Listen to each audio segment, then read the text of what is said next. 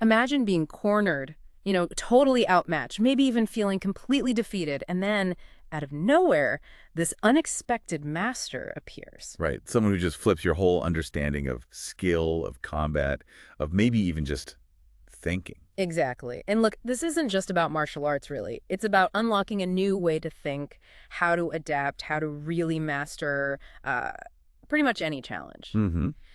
Today, we're doing a deep dive into this smiling, proud wanderer. We're focusing on chapter 10, which is just fantastic. It really is. This is where our main character, Ling Hu Chang, he stumbles upon the very enigmatic Feng Qingyang. Starts learning the legendary Dugu Nine Swords. Yeah. And our mission here really is to show you how this ancient martial art, which honestly is often misunderstood, it teaches these lessons that go way beyond just physical technique. Right. It's about things like fluidity, anticipation. And that really radical concept of no moves. We'll explore how these ideas, these principles, can maybe offer you a kind of shortcut. A shortcut to what, though? To becoming, well, truly well-informed, adaptable, not just in theory, but in any situation that demands quick thinking, maybe some ingenuity. Okay, let's unpack this story then. So, picture Lim Hu Chang. He's a promising swordsman, sure, but maybe a little rigid, formal. Yeah, definitely sticks to the book a bit too much at this point. And he's facing this relentless opponent, Tian Boguang, and he's just getting hammered. It's a dire situation. Completely outmatched. Then suddenly, poof, this mysterious old man, gray beard, kind of a desolate look about him, he just appeared. Materializes the word, yeah. And Ling Hu Chang is totally thunderstruck. He's thinking, how did he do that? I didn't feel a thing, had no idea he was there. And this, of course, is Feng Qingyang, a forgotten grandmaster from Ling Hu Chang's own school, the Huashan school, just hiding in plain sight almost. Wow. And what's really fascinating right from the get-go is that Feng Qingyang's first lesson, it isn't about learning more moves, not at all. No, what then? He just lays into Ling Hu Chang's stiff, very formalistic swordplay. He basically calls him an idiot. Harsh. Yeah, alas. Idiot. Idiot. Only able to rigidly adhering to formalities with no adaptation. Something like that. He sees the problem immediately. Okay, so he critiques him, but what's the lesson? The lesson is fluidity. He introduces this core principle. Swordplay needs fluency, like floating clouds and flowing water, natural and smooth, come and go freely. Ah, so less rigid structure, more organic connection. Exactly. Not just following sequences A, B, C. Yeah. And Ling Hu Chang, credit to him, he gets it almost instantly. Really? That fast. Yeah, the text describes this dramatic improvement. His moves, which were kind of disjointed before, suddenly become smooth, flawless transitions. It's like night and day. Okay, that's impressive. But even with this new fluidity, he's still caught, right? Tian Boguang gets him in a chokehold. He does, still helpless, despite the improved sword flow.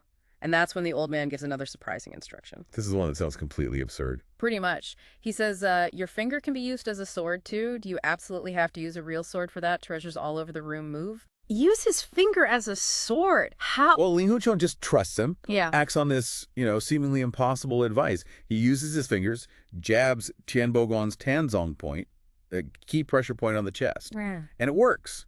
Instantly subdues this really formidable opponent. Just like that. Wow. Okay. So the core insight here, I think, for you listening, is that mastery often means challenging your basic assumptions about what's even possible. Using a finger as a sword, it's not just a trick. Exactly. It's a huge reminder to redefine your tools, redefine your methods when you face a challenge. Think outside the box. It's a fundamental shift in perspective. It really is. And it hints at the true genius of the Dugunan swords, using whatever you have, however unconventional, to get the job done. So you have to ask yourself, right, what seemingly impossible solutions might open up for you if you stopped limiting yourself to just the conventional tools or, the predefined methods? That's the question. Okay, so Ling Hu Chang gets his first taste of unconventional wisdom. What happens next? Feng Qingyang must reveal more, right? Oh, he does. He reveals the most profound, maybe the most counterintuitive part of his teaching. Which is? The ultimate principle. Only when you can fight with no moves, you will eventually reach the realm of a true elite fighter. No moves. How can you fight with no moves? Right. It sounds like a contradiction. And he doubles down with this mind-bending question. If you don't have any moves at all, then how's your enemy going to break your move? Okay, my head hurts a little. How does that even work? Well, If we step back and look at the bigger picture, this philosophy is really telling us that the true advantage comes from anticipating things before they happen. Preemption, not reaction. Anticipation. Okay. Feng Jingyang explains, look, if there's no fixed move, no predictable pattern, then there's simply nothing for an opponent to analyze, to dissect, or to counter. So you become unpredictable. Totally unpredictable. He even demonstrates it. He picks up an old shin bone lying around, just points it at Ling Hu Chang, and asks, how are you going to break this move of mine? And the answer is? You can't. It's not a move in the traditional sense. It's just an intention, a direction. The real power, he says, is in anticipating the enemy beforehand. So reading the subtle signs. Exactly. Reading the cues before your opponent even starts their attack, that allows you to strike their vital points preemptively before they even get going. And it gets even crazier, right? This style, the Dugu Nine Swords, it's not about defense? Not at all. The core essence is once stepping in, never steps back. Every technique is an attacking technique. Wow. Imagine that, a fighting style where you don't even need to think about defending yourself because you're always pushing your opponent onto the back foot. Constantly forcing them to react to you. It's a unique concept. So it has different parts, these 9 swords. It does. Think of them less as 9 specific sword forms and more as 9 conceptual frameworks, maybe.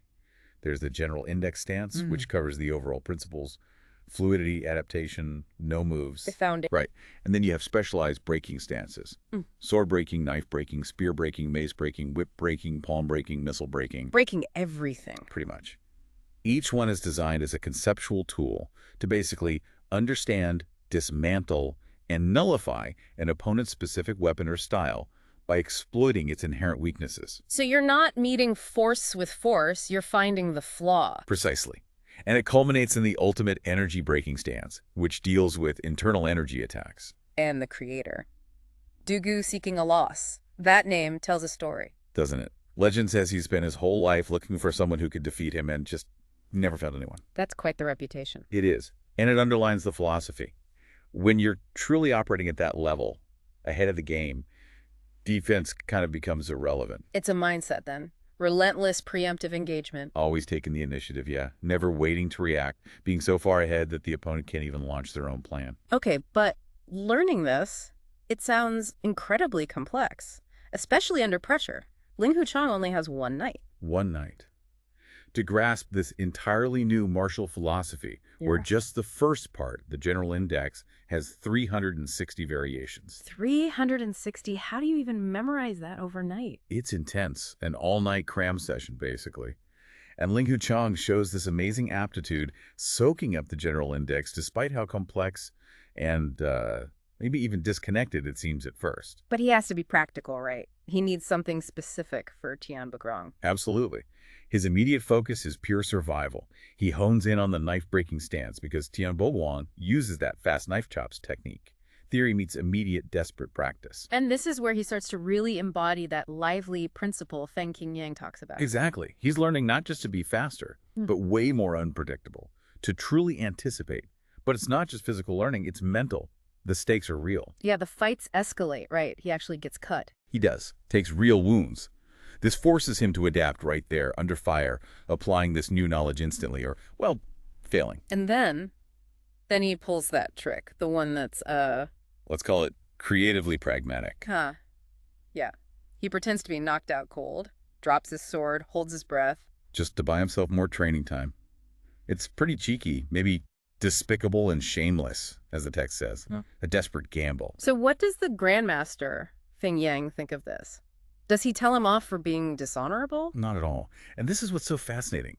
Feng Qingyang is actually delighted by it. Delighted? Yeah, he says something like, well, when you're dealing with despicable and shameless people, I suppose a small despicable and shameless trick would be acceptable. Wow. Okay, so the lesson there is? I think the lesson for you, for all of us, is that true mastery, real effectiveness, often involves pragmatic adaptability. It's not always about rigidly sticking to the rules or some gentlemanly ideal, especially when you're facing a genuine threat. Sometimes you have to bend the rules to win. Or maybe realize the rules were just suggestions anyway. The Dugu Nine Swords isn't just technique. It's a whole approach to conflict, sometimes maybe even an amoral one. It's about effectiveness, about achieving the goal. That's a big shift. So Feng Qingyang teaches him all this, sees him using trickery, and then what? Then, after passing on this incredible knowledge, Feng Qingyang makes this confession. It's quite surprising, almost sad. What does he say? He says, if I don't teach the Dugu Nine Swords to you, there probably wouldn't be Dugu Nine Swords left in this world a few years from now. Whoa. So he sees Ling Huchang as the only hope for this legendary art, It seems that way. And then he leaves, departs back into the mountains. leaving Ling Huchang with this huge legacy. Huge legacy, yeah, and a deep sense of connection, Yeah. but also forbidding him from ever seeking him out or even mentioning his name to his own master, Yu Buquan. Why keep it a secret? Feng Qingyang is reclusive, maybe there are old politics involved, but there's also this sense of loneliness about him. Ling Huchang feels this immediate sorrow when he leaves, recognizes this sort of indescribable congeniality with his granduncle master, like finding a kindred spirit across generations. So the knowledge transfer wasn't just about moves. Oh, definitely not. It's a philosophical lineage like passing a torch. Feng Qingyang clearly saw something in Ling Huchang, that natural aptitude for the lively approach. Someone who could grasp the essence, not just memorize the steps. The spirit, not just the letter, of the law. Exactly. Because the Dugu Nine Swords, Feng implies, isn't ultimately about perfecting forms. It's about getting so good you can forget the forms entirely, become completely unrestrained. And Ling Huchang struggles with that, forgetting his old ways. He does. During practice, he finds himself instinctively going back to his old Huashan sword moves. Then he realizes, wait, even that habit, that reliance on familiar patterns, is a restriction he has to overcome to truly master this new way. It's a constant process of unlearning. Yes. Yeah. Shedding limitations. But, the martial world doesn't really pause for self-reflection. No time for navel gazing. Not really. Just as Ling Huchang is grappling with these massive internal shifts, his own sect, Huashan, faces a crisis. Right. His apprentice brother Lu Deyu comes running. Panting, yeah. Reveals that outsiders, backed by other big sects, are challenging his master Yu Buquan's leadership.